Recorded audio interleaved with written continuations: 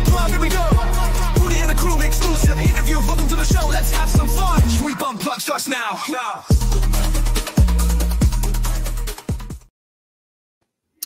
Hey, how you guys doing today? It is another time for another episode of Sweep Unplugged on Sweep the Lead TV.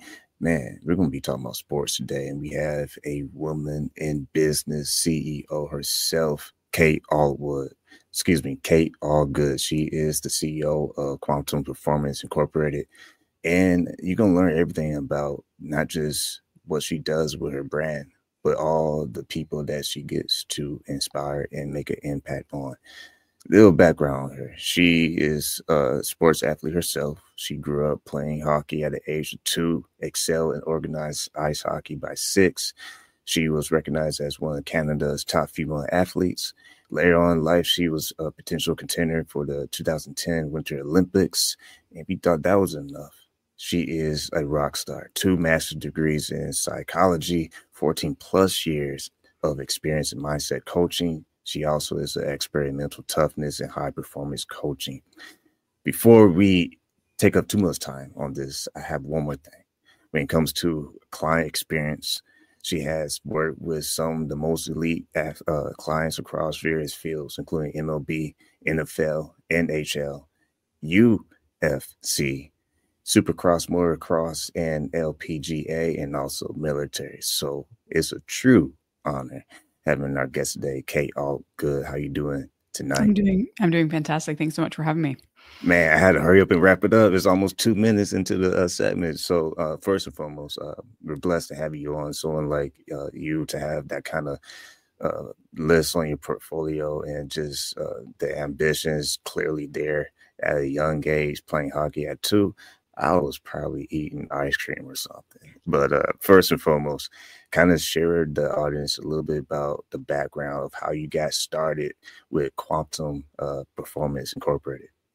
Yeah, no, absolutely. So as I came towards the end of my athletic career, I needed to start to look at what was I going to do next. And so for me, working in the world of sports, working with athletes just seemed to be the best match. And I started off actually working with athletes on the physical side, doing some biomechanics work, but having had my undergrad in psychology and kind of having a passion for understanding the mind and seeing the influence it had on my career and some of those athletes I was working with after my career on the physical side with the biomechanics, I decided that probably was going to be the best match for me. And so that which led to me kind of founding Quantum Perfomance.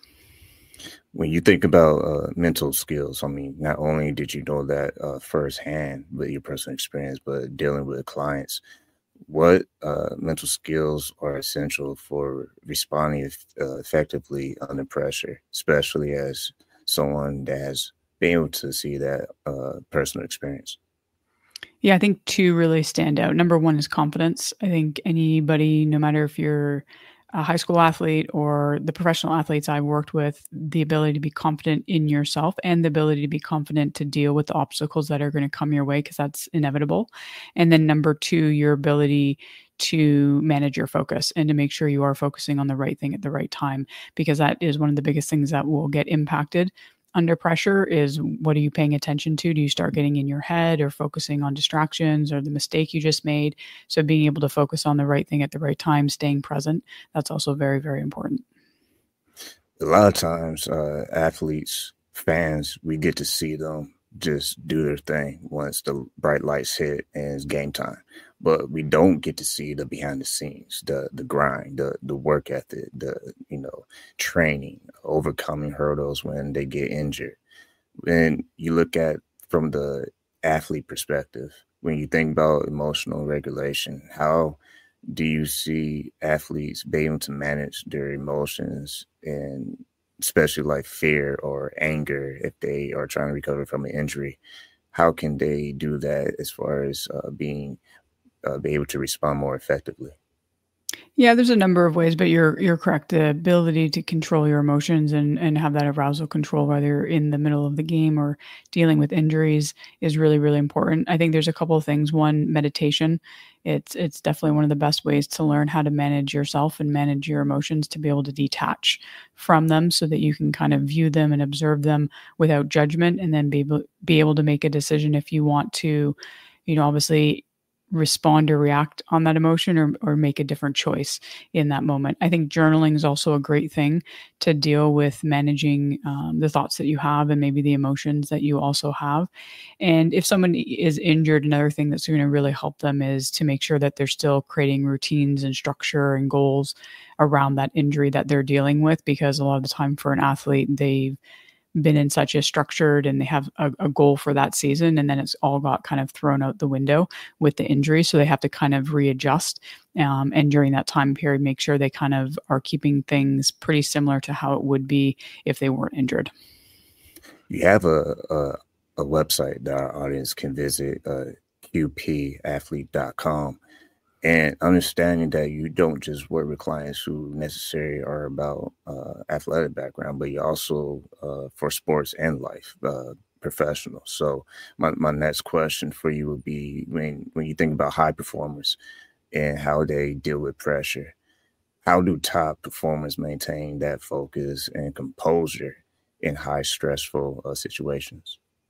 They've developed the mental skills, the mindset, the ability to maintain a high focus on themselves and that stillness within them. And so that even if the chaos is kind of swirling around them, or things, and that could be even the chaos within themselves, the thoughts or the emotions that are popping up because of that pressure, they're able to stay focused on that stillness and drive everything from that stillness, so they can create that detachment, just observe those things, but not be driven by those things that maybe are coming up that would otherwise kind of derail their performance. You're watching Sweet Unplugged, talking to our special guest, Kate Allgood. When you think about reminiscing nostalgia, like you being growing up, I mean, wow, age of 2, I can't get over that. That's very impressive. When you think about the time it took for you to develop your skill set with training and practice, take us back in your own experience. What was that like for you growing up, being able to be exposed to that at such a young age? Yeah, it was, I mean, I grew up in Toronto, so in Canada. So, being put on skates at a young age was pretty, I guess, normal in one sense for us. So for me, it was just, I was fortunate that my dad, did a backyard rink every year. And I just loved the repetitive nature of trying to get good at something. So whether it was skating or stick handling or shooting or trying to do a move, I just spent hours and hours just trying to perfect it. And obviously you never do, but kind of that journey and that process of trying to really refine it and find the best way to do it was something I loved. So I really loved the process that was associated with getting, very good at hockey. You see how business leaders or entrepreneurs, how they apply their ability to not cave in to pressure and worry about the mistakes that naturally come through the process. How can those business leaders be able to sustain their success? Because it's one thing to have it for one day, but it's another thing to actually use it to build momentum for the future. I think the biggest thing is process-oriented individuals, people who are constantly wanting to improve, right? They're not really focused on an endpoint. So when they do reach that, I guess, quote unquote, success or some type of milestone that would maybe deem them successful, to them, they understand that's just kind of a peg. They still will, I think, acknowledge it and say, yeah, I'm in the right direction, but let's keep going. So you could look at business leaders, but the world of athletics obviously has so many great examples of individuals, whether it's Tom Brady or Drew Brees or, the Wayne Gretzky's in the world of hockey. For me, they just loved the process. They loved constantly getting better, refining the basics. And I think that's the same for a leader, is just constant improvement. And how do they constantly become better within themselves? I think that's what allows them to sustain it. We mentioned earlier the clients you've been able to work with: MLB, NFL, NHL, UFC, military. With your personal experience in the athletic world, what are some of the things, and also your education as well, what are some of the things that you found was able to translate to working with these elite clients and also just giving them that satisfactory that you're someone that actually been in this game, so you kind of know from a unique perspective? Yeah, I think just that, been there, done that, have the ability to empathize and to understand where they're coming from. I think that's, been one of the biggest things when you look at most elite athletes. They do generally like to work with somebody who understands them, and has been in their shoes and can understand that pressure and being in the big moments and being able to thrive, and at the same time, maybe having moments when you don't, and to really be able to obviously understand that, and then with that now coupled with the education, be able to guide them to the point they're wanting to get to. And before we wrap this up, when you think about the brand that you've been able to build, Quantum Performance Incorporated, you have resources, courses, and presentations that your clients can view and see. What do you believe sets your brand apart from others outside of obviously being yourself? But what are some of the things you see has been able to say, okay, there's something great about Quantum Performance Incorporated compared to the other guy? It's a good question, right? That's always a hard thing to always answer, because you're right. Besides me, obviously, I would think I do make a difference. But one of the other big things is the assessment that I utilize, and I'm not the only one, but I'm one of the few who do and use it pretty consistently. It's called the TASE assessment, and it just really helps me understand somebody much quicker than I otherwise would. Specifically, how are they going to perform under pressure, and what are maybe the first dominoes that might start to get disrupted under pressure, so that we can be very specific and very targeted with the tools or the techniques, the mindset, whatever it is that we need to be working on to help that individual to make it more impactful, sooner than, just sitting there and talking over a period of time. And if you thought that she wasn't busy enough, you are also an author.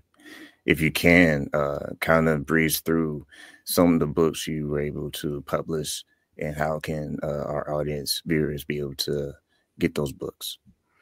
Yeah, so Get Into the Zone was the first book I published, and that's a great beginner's guide. It's very short, to the point, and if you're just kind of first looking at this type of work, I think that's a great place to kind of gain some understanding.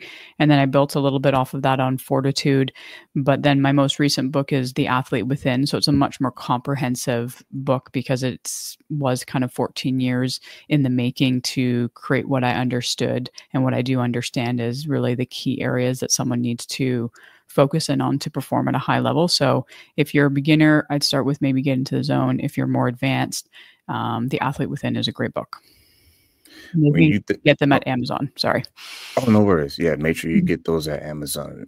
When you think about young athletes, a lot of them sometimes can face pressure from the parents, because the parents might think that that's my superstar. Don't, like, let's see how far they can go. How do you address the younger athletes, how they can manage pressure at such a young age before they're in the prime, in the professional pro stage? Because it's one thing to see the potential, but it's another thing to say, you know what, I still got a little time. I don't have to put that much pressure on myself. Yeah, I think one, you have to understand, where is that pressure coming from. It could be the parents. A lot of young athletes put a ton of pressure on themselves. It's their own expectations and, desire to be perfect, or they think they can't make a mistake, or fearing failure in some way. And so it's not dissimilar to what I would do with a pro athlete. Is it's really trying to help them focus on the process, focus on a mindset of constant improvement versus these endpoints, and seeing that these endpoints is what brings value to them or to their journey, and to really help them understand that the journey that they're on itself is valuable and is going to be something that's going to benefit them beyond really being the athlete, versus saying, X, Y, and Z has to happen to make this whole thing valuable and worth it. Well, once again, been watching Sweep Unplug on Sweep the Lead TV with our special guest, Kate Allgood. She's CEO. She's the CEO of the Quantum Performance Incorporated. Go to the website, kpathlete.com. Again, that's kpathlete.com. Once again, I want to say thank you, Kate, for your time being on this show. and appreciate what you are bringing to the sports community. Thank you so much. Thanks for having me.